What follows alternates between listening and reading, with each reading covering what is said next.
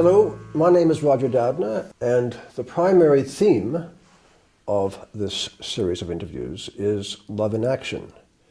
It's a phrase that we use at Findhorn to describe our work, on the premise that it is an expression of heartfulness in action.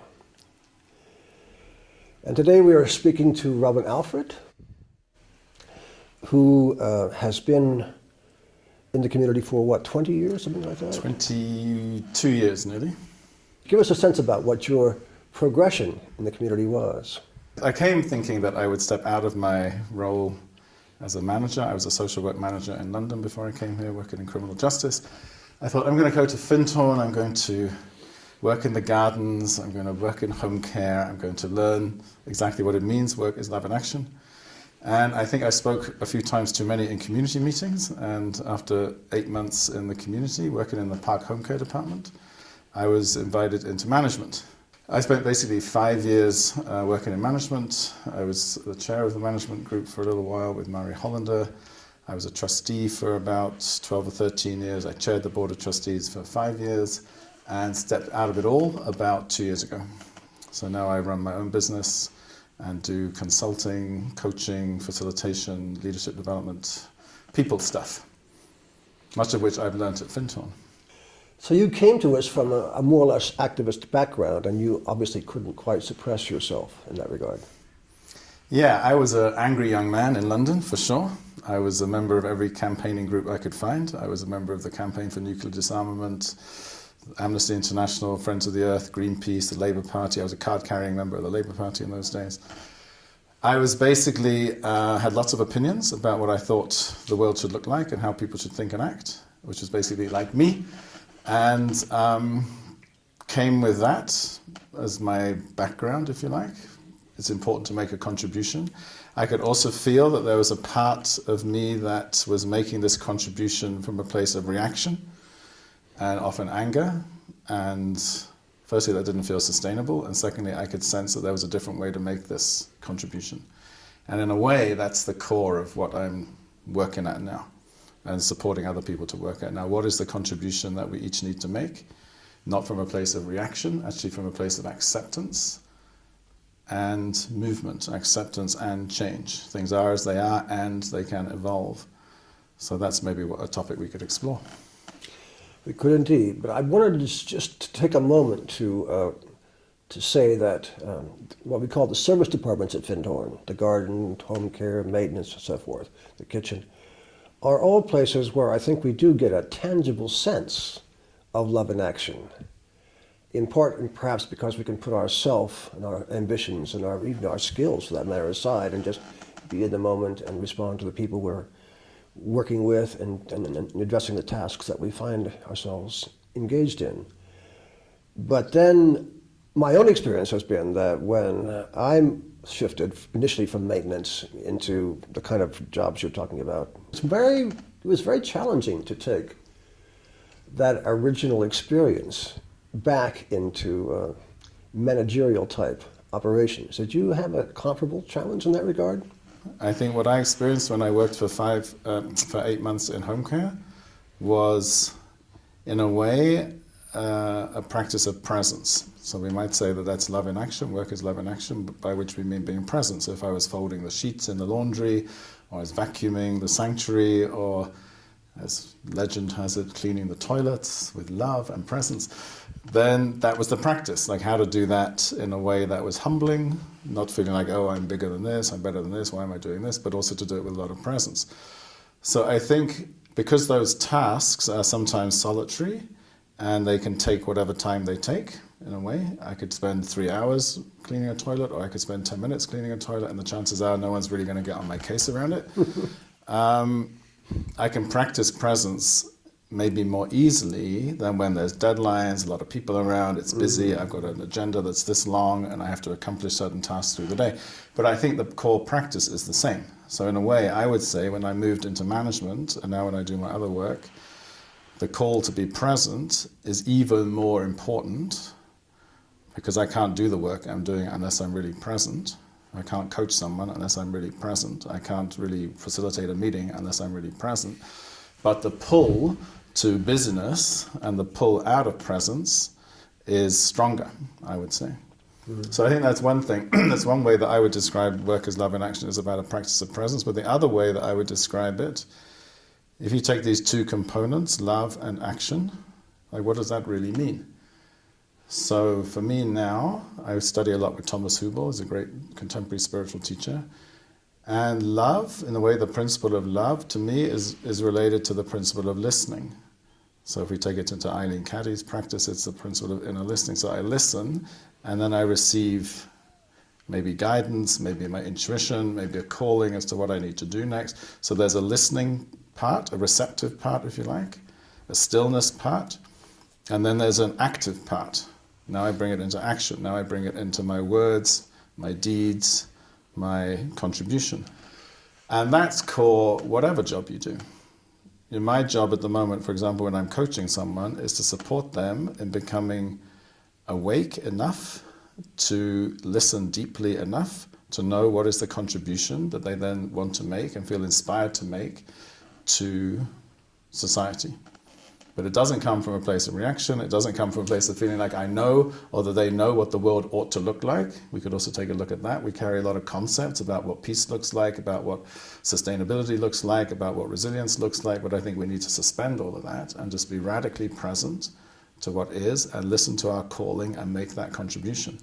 And that's the same, whether you're working in home care, cleaning the toilets, whether you're working in maintenance, whether you're working in the kitchen, chopping vegetables, or you're running a meeting for 1,000 people, it's the same. It's exactly the same. What was your favorite job at Findhorn?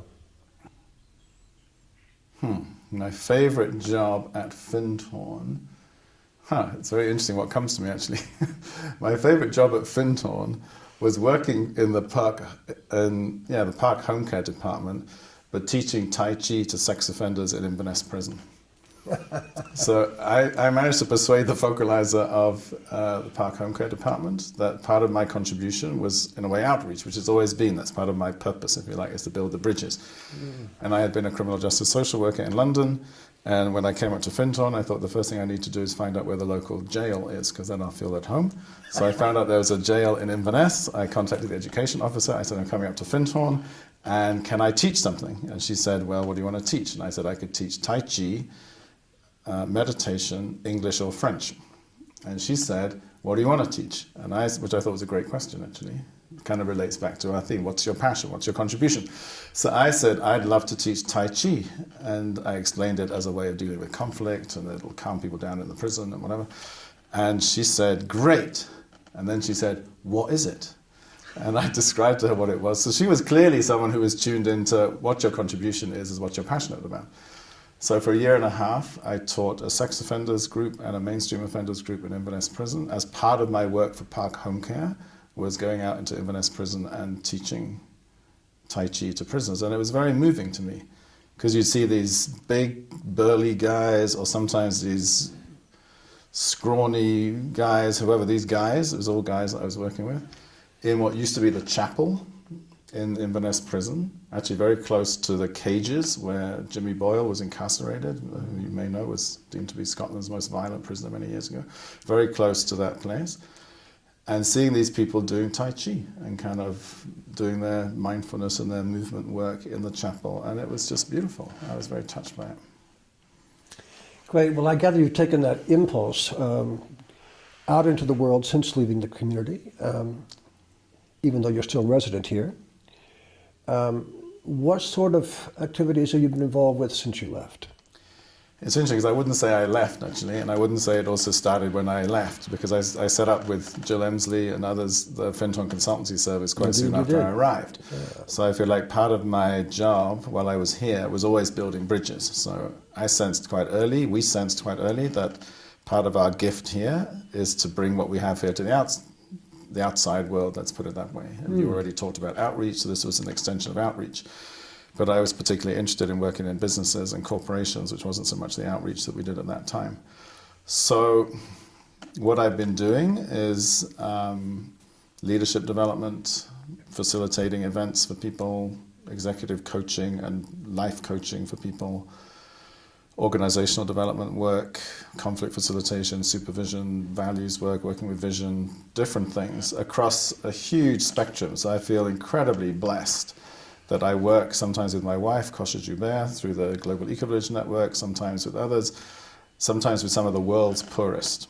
So, for example, I was working a couple of years ago in India, in Orissa, doing an eco-village design course with indigenous villagers in eastern India, who are some of the world's poorest people. And I have to say, some of the happiest people that I met. And then I got on a plane from there and I flew to Qatar. And I was working with the people who control Qatar's oil reserves, so some of the richest people in the world, doing leadership development. I worked for a company called Olivier Mythodrama Associates. We were working with the story of Henry V and Julius Caesar and the Tempest around different aspects of leadership. And I thought, wow, what a blessed life I have, that I'm 1 minute in India with these people, then I'm in Qatar with these people, another day I'm in a school in Hackney, another day I'm in the NHS or in a prison or with the police service or with Apple or with Microsoft. I mean, I feel like I have this very broad portfolio, which is really interesting to me, but the essence is the same. The essence is what we started with. The essence is, how do you support people to sense what is their purpose and their calling and to express it? Listening, courage, to act on what we hear, which is not so easy sometimes, because as we know, it can take us into uncomfortable, unfamiliar places, and then to act in the world, regardless of the feedback, in a way, regardless of whether it lands or it doesn't land. If that's our calling, that's what we need to do, and that's our contribution. So that's been the work. It sounds fascinating, I must admit, and it sounds wonderful as well. One of the things I inferred from what you were saying is that you feel that everyone has a calling, even though many people seem to be unaware of that calling.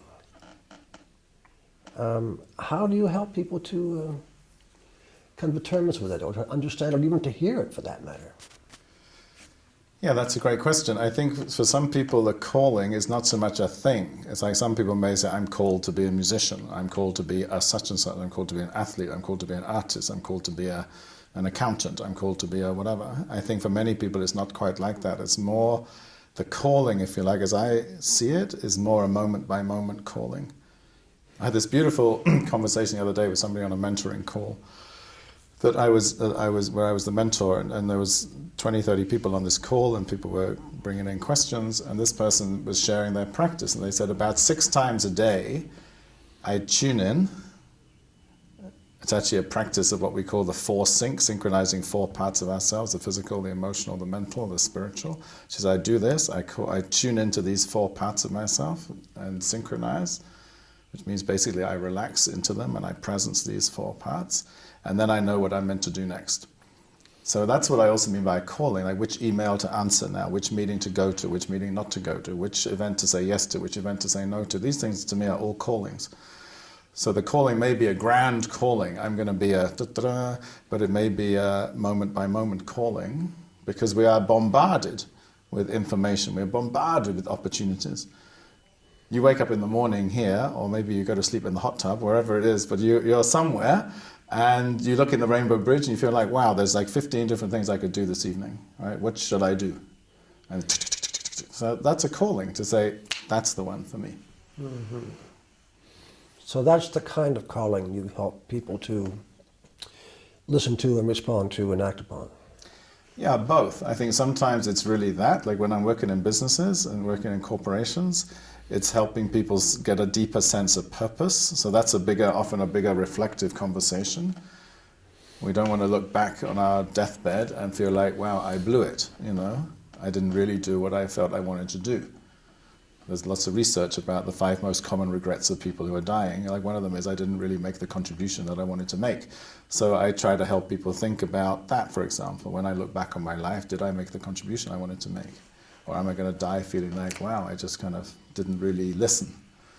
So some of those conversations are bigger, more reflective conversations about streams in one's life. And sometimes they're more about, there's this problem in front of me right now, or these choices I have to make right now. What should I do? Should I resign this job or take this job? Should I leave this partner or not? Should I, whatever. These are sometimes decisions we want to make, and how do we make them? Well, as I'm sure you're aware, Findhorn's most cherished hopes is that we are collectively making a difference in the world. From the vantage point of your experience, do you think we are? And if so, what does it look like? Yeah, I think for sure we're making a difference in the world. I think we're as much a symbol as anything. I think we're a symbol of hope. We're a symbol of people striving to do things in a different way. We're a symbol of people who seek to live and work with a consciousness and a presence that is supportive and helpful and sometimes magnetic. Whether or not we do it is another question, but I think we seek to do those things. And just the fact of Findhorn's existence in the world is a beacon for many people. And in the last few years, particularly the last 5-6 years, I've been fortunate enough to facilitate a lot of people coming here through the business stream, through people interested in sustainability, through the UN stream, people coming who are interested in responsible investment initiatives or supporting the negotiations leading up to the Paris Climate Agreement. They come to Findhorn. And now they come to Findhorn regularly. They come at least once a year. Like the responsible investment people come every year, and Findhorn is their benchmark. We'll gather in Findhorn and we'll reflect on what we've done in the last year, and we'll strategize about what to do in the next year. Christiana Figueres, who was the executive secretary of the UN Framework Convention for Climate Change, has been here 3 times. And she says Findhorn, and this is my experience with these other people who come, is a symbol like that. And it's a place where we can offer a reflective environment supported by beautiful nature, hopefully reasonably competent facilitation that I offer and other people around here offer, but a place to look at the deeper rivers that are running in one's life, and also to be a bit out of the hurly-burly of the mainstream, to track the bigger movements that are needed and the bigger movements that we're part of. So we provide an extremely important space in that sense as a hosting venue. And, as I said at the beginning, I think as a symbol of hope, of possibility, of people living in a different way, we're incredibly important. And what I sometimes say to people when I give them a tour, like at the beginning when some of these folk, for example, come and I give them a tour around here, I say something like, on a good day, we work with consciousness, connection, love, presence, deep inner listening, inspired action. On a not so good day, we try to do that but fail. And on a really bad day, we fail without any awareness at all. So I think we have a mixture of good days, medium days, and bad days. But I think the glue that connects us is our wish to do that. And that's not so common in other places. Robert and Alfred, thank you very much. You are very welcome. Thank you for asking.